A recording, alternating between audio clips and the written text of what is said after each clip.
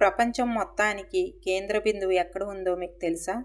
సైన్స్కే సవాలు విసురుతున్న ప్రదేశమే తమిళనాడులోని చిదంబరం నటరాజ ఆలయం. మీరు నమ్ముతారో లేదో కానీ భూమి యొక్క అయస్కాంత భూమధ్య రేఖ సరిగ్గా ఈ ఆలయం కేంద్రం నుంచే వెళ్తుంది.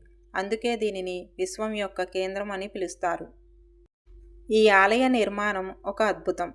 గర్భాలయం పైన ఉన్న 21,600 బంగారు పలకలు ఒక మనిషి రోజుకు పీల్చే శ్వాసల సంఖ్యకు సమానం.